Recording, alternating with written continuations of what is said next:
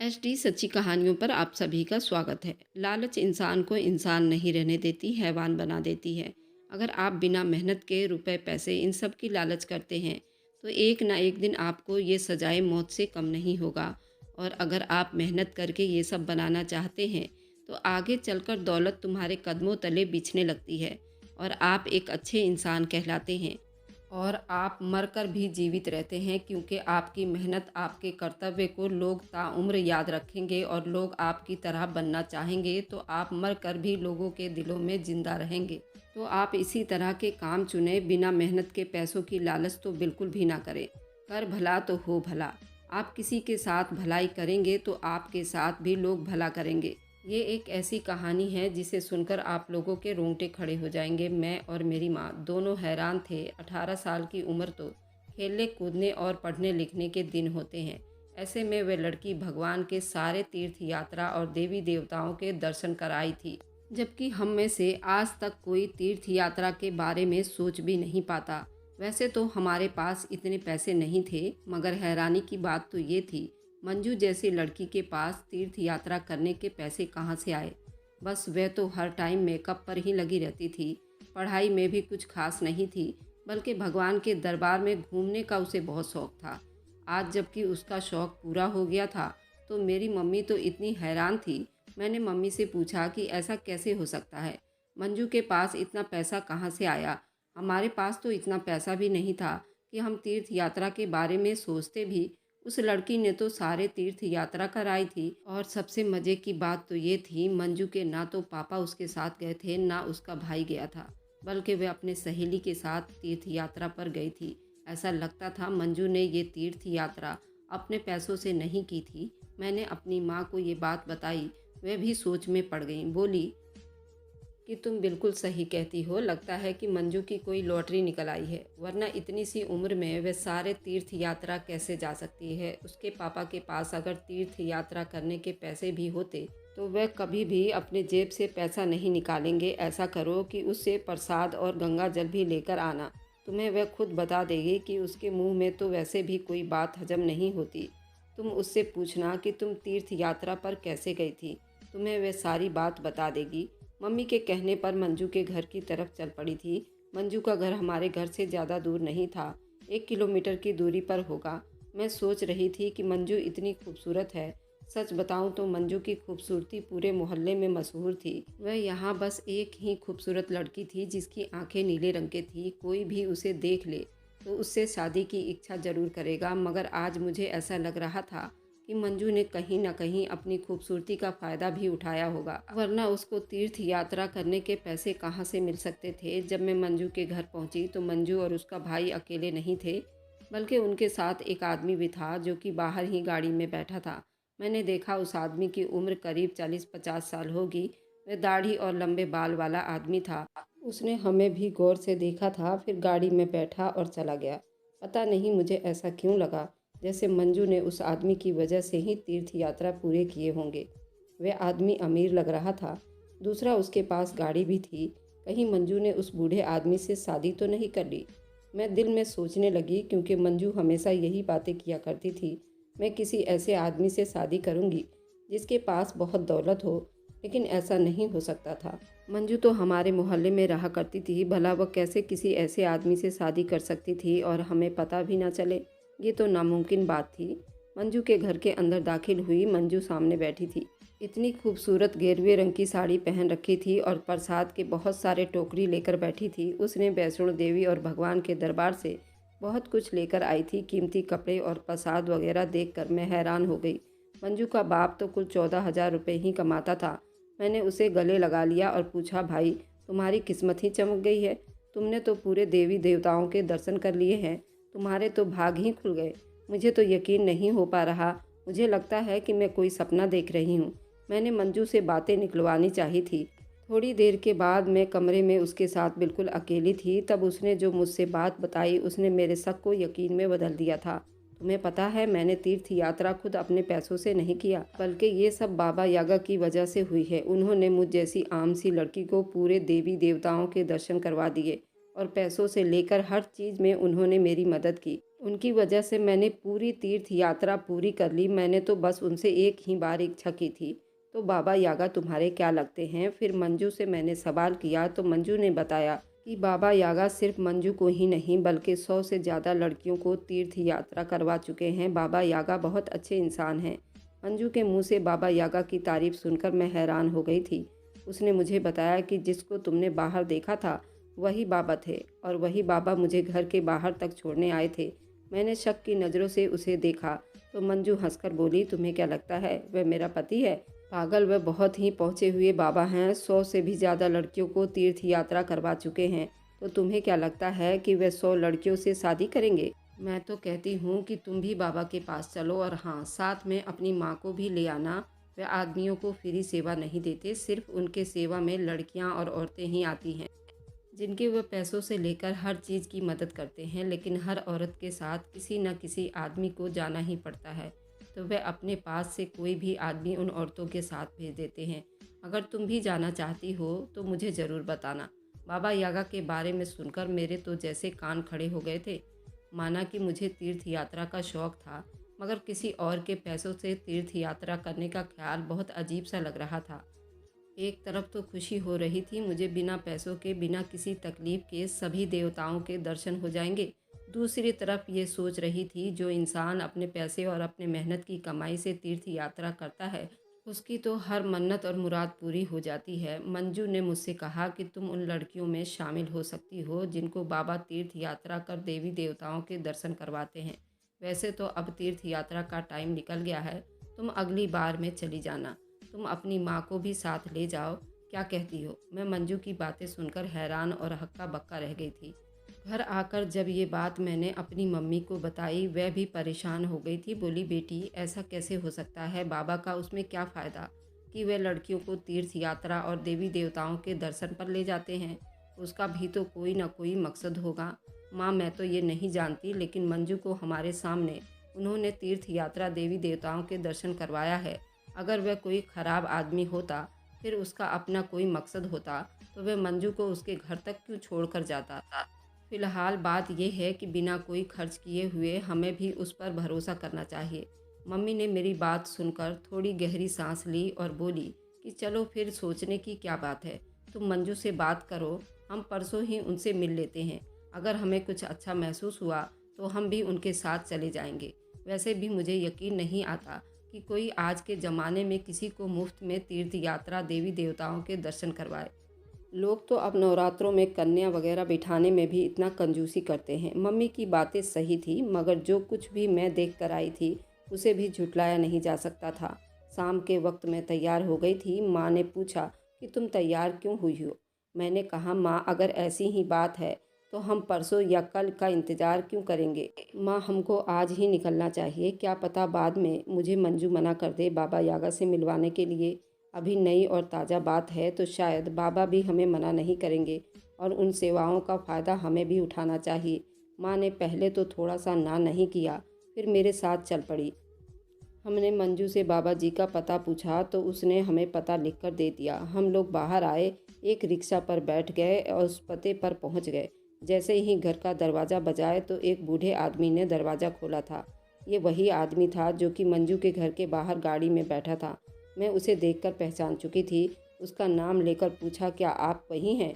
तो वह आदमी ने हाँ में सिर हिला दिया। चेहरे पर खुशी भी थी और एक अजीब सी निकम्मी सी मुस्कुराहट में पहचान नहीं सकी थी। उस आदमी ने गेरुए रंग के कपड़े पहने हुए थे, खुद के ऊपर एक बड़ी सी चादर रख लिया था। हमारी तरफ से उसका आधा चेहरा छुपा हुआ था। ये वही हुलिया था जो उसने मंजू के घर के बाहर बनाया हुआ था।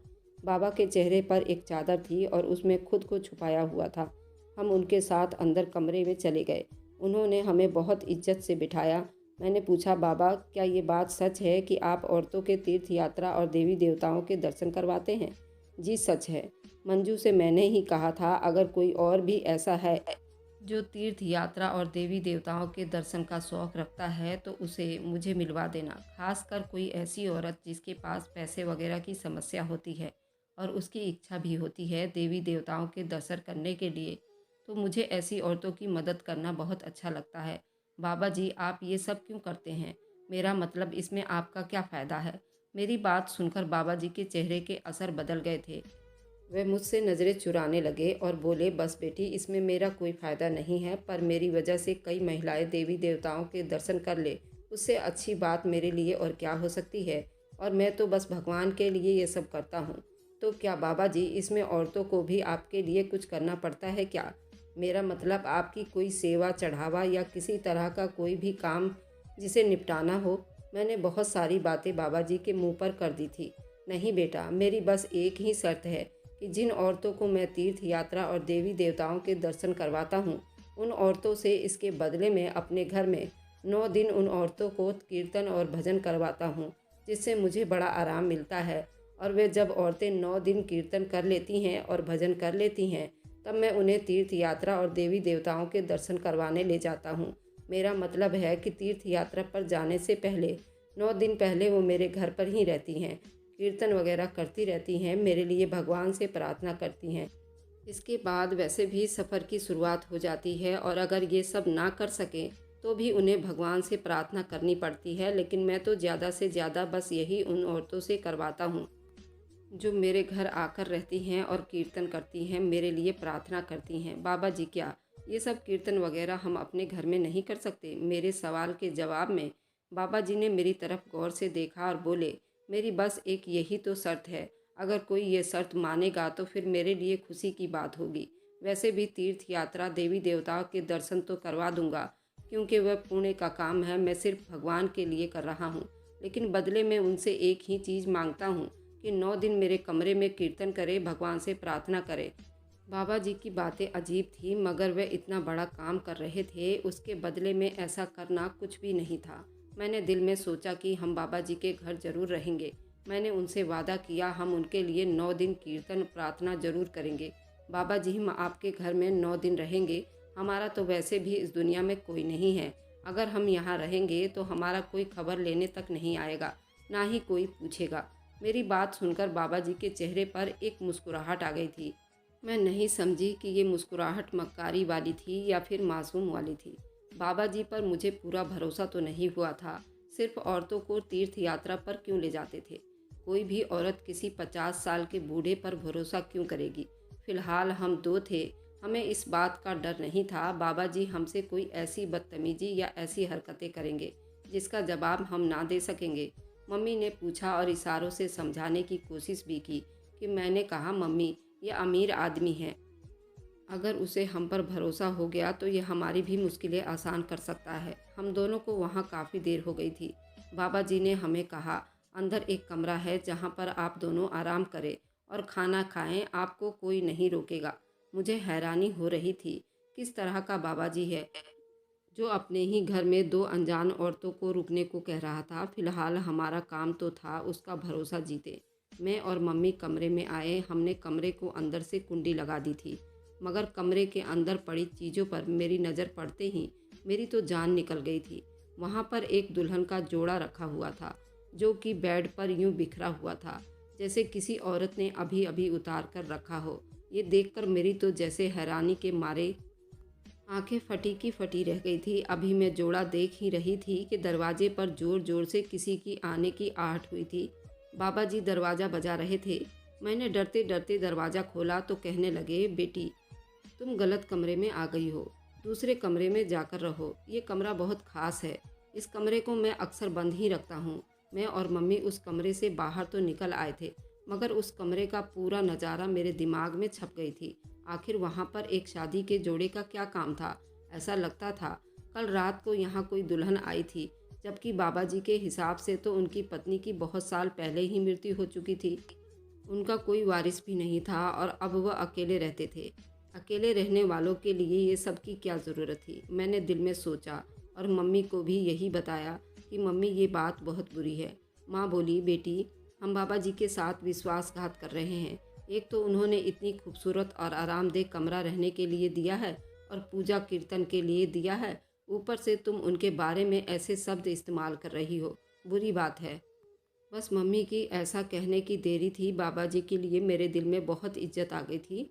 मैंने माँ से वादा किया, अब मैं ऐसा कोई बात नहीं करूँगी। आपको फ़िक्र करने की कोई ज़रूरत नहीं है। मुझे तो वह अच्छे और शरीफ इंसान मालूम होते हैं।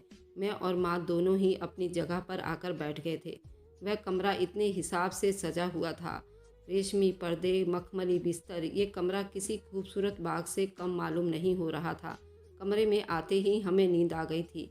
माँ भी कहने लगी, ये कमरा तो बहुत आरामदेह है। सुबह हमारी आँख खुली तो नाश्ता हमारे लिए डाइनिंग टेबल पर लगा दिया गया था।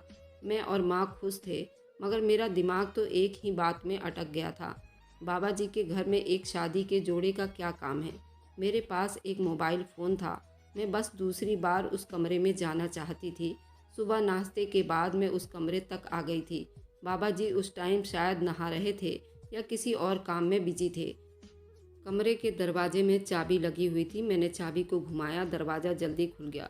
मैं अंदर गई। मैंने उस कमरे की बड़ी तहसील से वीडियो बना ली थी। मुझे वहाँ 3 मिनट ही लगे थे, मगर मैंने बाद में वीडियो को तसल्ली से देखना चाहती थी। कमरे से वापस आने के बाद मैंने नाश्ता किया और फिर वापस अपने कमरे में आकर वीडियो देखने लगी थी। मैंने वीडियो को रोक रोक कर गौर से देखना शुरू किया। वह किसी औरत का कमरा मालूम पड़ रहा था, लेकिन पुरुषों के इस्तेमाल की चीज़ें ज़्यादा रखी हुई थी। पुरुषों के कपड़े थे, मगर इस कमरे में रखी कुछ ऐसी चीज़ भी थी जो उस कमरे में नहीं होनी चाहिए थी। उन्हें देखकर समझ नहीं पाई थी कि उस कमरे में ये सब चीज़ क्यों रखी गई थी। फिर मैंने उस कपड़े के जोड़े को भी गौर से देखा। वह शादी का जोड़ा था, करीब करीब 2-3 साल पुराना होगा, क्योंकि वह फैशन भी पुराना हो चुका था। यह उन दिनों का लहंगा लगता था जब अनारकली लहंगे चला करते थे और कपड़े के रंग थोड़े डार्क होते थे। अब तो इन लहंगों का फैशन जा चुका था। 2-3 साल पहले यही दुल्हन पहना करती थी। मैंने अंदाज़ा लगाया था वह लहंगा पुराना है, मगर यहाँ बाबा जी के कमरे में उसका क्या काम है? मुझे वजह समझ नहीं आई थी। फ़िलहाल मैंने पूरे घर की वीडियो बना ली थी। बाकी उस कमरे की वीडियो अपने मोबाइल पर सेव करके रख ली थी। हम लोग तीर्थ यात्रा पर देवी देवताओं के दर्शन करने के लिए जा रहे थे। मेरी खुशी का ठिकाना नहीं था, मगर क्योंकि मैं और मेरी माँ ही थे, सब कहने लगे कि आप दोनों के साथ किसी आदमी का होना ज़रूरी है। उन्होंने माँ से एक बात कही, आप अपनी बेटी की शादी कर दें तो आप अपने दामाद के साथ भी जा सकती हैं। माँ को और मुझे बाबा जी की इस बात पर बड़ा शक हुआ था। माँ ने कहा, ऐसा तो नहीं हो सकता, मेरी बेटी की उम्र अभी बहुत कम है। बाबा जी अपने शब्दों से जल्दी संभल गए और बोले, कोई बात नहीं, अगर आप अपने किसी रिश्तेदार को साथ नहीं लेती तब भी जा सकती हैं, और अगर आपके सगे भाई हैं उन्हें भी अपने साथ ले जाएं। यूँ मेरे दूर के रिश्ते में एक फूफा थे। हमने ये बात फूफा से बताई तो कहने लगे, बेटा मैं इस अनहोनी को नहीं मान सकता। कोई इंसान इतना मेहरबान कैसे हो सकता है जो फ्री में सब कुछ करने पर तैयार है कि कोई तुम लोगों को मुफ्त में तीर्थ यात्रा और देवी देवताओं के दर्शन करवाना चाहता है। इसमें कोई ना कोई राज या मकसद ज़रूर होगा। उसके पीछे रहस्य कुछ और है। यह आदमी इतना ही अच्छा है तो सिर्फ औरतों और लड़कियों को ही क्यों तीर्थ यात्रा पर देवी देवताओं के दर्शन करवाता है? जवान मर्दों और बूढ़ों को क्यों नहीं भेजता? जबकि मर्द भी औरतों के साथ जाते हैं, उनका जाना ज़रूरी होता है। मगर मुझे इस आदमी की इस तरह दया करना समझ नहीं आ रहा। फूफा जी की बात अपनी जगह ठीक थी, मगर हम तो उनके साथ रहकर आ चुके थे, इसलिए हमें बाबा जी के किरदार पर कोई शक नहीं था। मेरे फूफा जी के वैसे भी शक करने की आदत थी, क्योंकि वह पुलिस के आदमी थे। खैर, हम लोगों ने पूरा तीर्थ यात्रा और देवी देवताओं के दर्शन किए। हमें किसी तरह की कोई तकलीफ़ नहीं हुई। हमें वैष्णो देवी के पास ही होटल में रखा गया था। तीर्थ यात्रा पूरा करने के बाद जब वापस हम लोग दिल्ली आए तो बाबा जी हमारे स्वागत में खड़े थे। उन्होंने हमें आशीर्वाद दिया और कहने लगे, आज मैंने 100 औरतों के तीर्थ यात्रा और देवी देवताओं के दर्शन पूरे करवा दिए हैं। अब मैं और किसी को तीर्थ यात्रा और देवी देवताओं के दर्शन नहीं करवाऊंगा। मेरी ज़िंदगी के जो मकसद और कर्तव्य मैंने अपने लिए बना रखा था वह आज पूरा हो गया है। बस अब मैं आराम से मर सकता हूँ। बाबा जी की बात सुनकर फूफा जी ने उन्हें बड़ी गौर से देख रहे थे। घर आने के बाद मुझसे पूछने लगे, बेटी क्या कोई ऐसा उपाय है तुम और तुम्हारी माँ बाबा जी के घर कुछ और दिन रहने के लिए चली जाओ? फूफा जी की बातें सुनकर हम तो हैरान रह गए थे। क्यों फूफा जी, हम तो अब तीर्थ यात्रा देवी देवताओं के दर्शन कर चुके हैं, अब किस बहाने जाकर उनके घर में रहेंगे? तब फूफा जी ने एक अजीब बात कही। बोले कि मैं तुम लोगों को छोड़ आता हूँ, तुम लोग यही कह देना कि हमारे घर में कुछ दिन पेंट हो रहा है, तुम लोग बाबा के घर में थोड़े दिन रहना चाहती हो। जाओ, आप लोगों से जो पूछूंगा मुझे उसका जवाब ज़रूर देना। मुझे फूफा जी की बातें अजीब लग रही थी, कुछ समझ नहीं आ रहा था। मैंने कहा, फूफा जी, मैं ऐसा नहीं कर सकती। हम लोग पर उनका बहुत एहसान है। वैसे भी उन्होंने हमारी इतनी बड़ी इच्छाएं पूरी की है। अब उसके बदले में हमें उनके साथ विश्वासघात नहीं करना चाहिए। मगर फूफा जी बहुत जिद्दी थे। उन्होंने कहा कि तुम लोगों को ऐसा करना ही होगा। इसी बीच फूफा जी मुझसे उस आदमी के बारे में सवाल पूछने लगे। बोले कि बाबा के घर में और कौन कौन होता है। मैंने कहा, होता तो कोई नहीं, मगर मुझे यूँ लगता है बाबा जी के घर में कोई औरत भी रहती है। क्यों, तुम्हें ऐसा क्यों लगता है? फूफा जी ने पूछा। मैंने उनको वह वीडियो दिखा दिए। कहा कि बाबा के घर में ये सब देखकर मुझे लगा कि यहाँ कोई ना कोई औरत भी रहती होगी। बिना वजह ये एक शादी के जोड़ा अपने घर में कौन रखता है? उसकी कोई वजह तो होगी। मेरी बात सुनकर फूफा जी के कान खड़े हो गए थे। वह उसी वक्त घर से निकल गए। मेरा फ़ोन भी अपने साथ ले गए थे। उस फ़ोन में बाबा जी के कमरे की वीडियो थी, जो मैंने अपने हाथों से बनाई थी। ऐसा मैंने इसलिए किया था ताकि मैं बाद में देख सकूं उस घर में क्या क्या है। वैसे भी मुझे बड़े बड़े घरों से छोटी छोटी कहानी ढूंढना बड़ा अच्छा लगता था। मैं यही सोच रही थी, शायद बाबा की पत्नी का कपड़ा होगा जो उन्होंने ऐसे रखा हुआ है। लेकिन फिर ये सोचकर मुझे शक हुआ था कि फैशन इतना पुराना नहीं था। बस वह तो 2-3 साल ही पुराना था और बाबा जी की 50-55 साल की उम्र होगी। उनकी पत्नी को मरे हुए काफ़ी साल हो चुके थे। फिर वह कपड़ा किसका था? फूफा जी तो हमारे घर से चले गए थे, मगर मेरे दिमाग में बहुत सारे सवाल छोड़ गए थे। मुझे बार बार बीता हुआ वक्त याद आ रहा था। बाबा से ज़्यादा अच्छा आदमी मैंने आज तक ज़िंदगी में नहीं देखा था। अगले 1 हफ्ते के बाद फूफा जी ने जो खबर हमें सुनाई वह हैरान कर देने वाली थी। बोले कि मैंने बाबा जी को गिरफ्तार कर लिया है। उसे सजाए मौत होगी, बल्कि फांसी का फंदा उसे दुनिया से ले जाएगी। तब उसे समझ आएगा वह जो कुछ कर रहा था उससे उसके पाप नहीं धुल सकता। फूफा जी 1 हफ्ते के बाद हमारे घर आए थे। उनके मुंह से ये बात सुनकर हैरानी के मारे हमारी आंखें फटी की फटी रह गई थी। अपने कानों पर यकीन नहीं आ रहा था। फूफा जी, ये आप कैसी बातें कर रहे हैं? बाबा जी तो बहुत अच्छे इंसान हैं, उन्हें क्या सजाए मौत होगी? वह कितने अच्छे इंसान हैं। वह अच्छा इंसान बनने की कोशिश कर रहे हैं। फूफा जी ने ये कहकर मुझे और हैरानी में डाल दिया था। सजाए मौत उन्हें क्यों होगी? उसी दुल्हन के कपड़े की वजह से जिसकी मुझे तस्वीर तुमने दिखाई थी। फूफा जी की बात सुनकर अब मुझे पछतावे का नाग डसने लगा था। फूफा जी, क्या उस एक वीडियो की वजह से बाबा जी को सजाए मौत होगी? हाँ, ऐसा ही है, और तुमने बहुत अच्छा काम किया है जो वहाँ जाकर वीडियो बना ली, वरना यह आदमी तो कभी ना पकड़ा जाता। फूफा जी के मुंह से ये शब्द सुनकर मेरी तो आंखों से आंसू बहने लगे थे। मैंने सोचा नहीं था कि फूफा जी इतने शक्की निकलेंगे। जिस आदमी ने इतने लोगों को तीर्थ यात्रा और देवी देवताओं के दर्शन करवाए थे, उसको सजाए मौत दिलवाएंगे। फिर उनके मुंह से जो सच मैंने सुना वह सुनकर मुझे यकीन हो गया कि भगवान की लाठी में वाकई में आवाज़ नहीं होती है। फूफा जी ने बताया कि बाबा बहुत साल से पुलिस को चकमा दे रहा था। उसे ढूंढने की बहुत ज़्यादा कोशिश थी, मगर उसने अपना हुलिया और भेष बदल लिया था। किसी को शक नहीं हुआ बाबा जी के नाम पर मशहूर यह आदमी कोई और नहीं है बल्कि सोहन लाल है, जिसने कुछ साल पहले एक ऐसा घिनौना जुर्म किया था जिसके बारे में सुनकर आत्मा तक कांप जाती है। सोहन एक ड्राइवर था और अनाथ था। उसके माँ बाप और रिश्तेदार कोई नहीं था। वह बड़े से बंगले का ड्राइवर था। उस बंगले की मालकिन करोड़पति थी। एक दिन मालकिन के घर में उनके पति का एक्सीडेंट हो गया।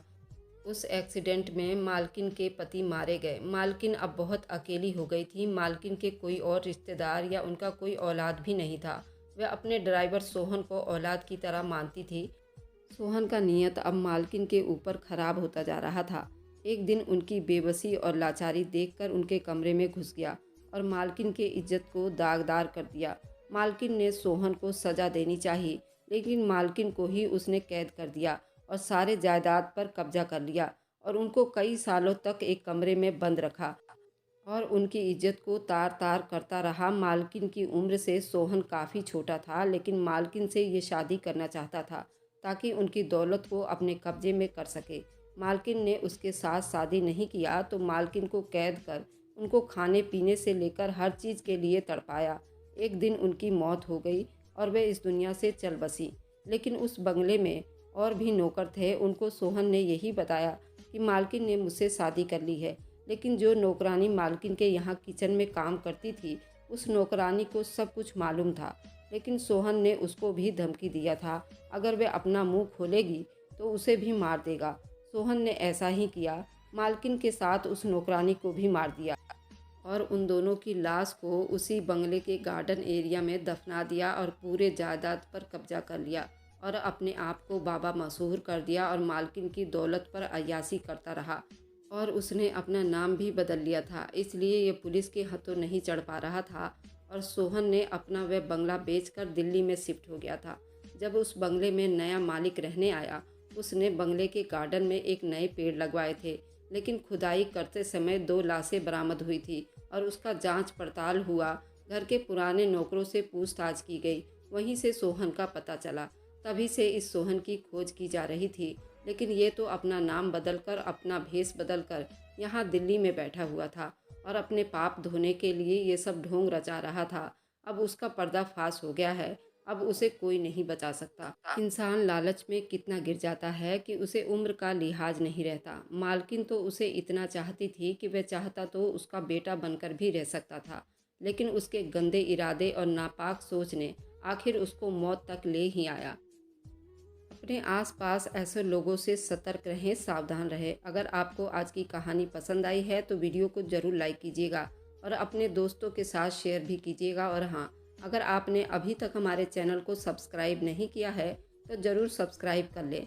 मिलते हैं हम अपनी कल की नई दिलचस्प कहानी के साथ। मुझ पर सदा अपना प्यार और स्नेह बनाए रखें। सभी को मेरा प्यार भरा नमस्कार दोस्तों।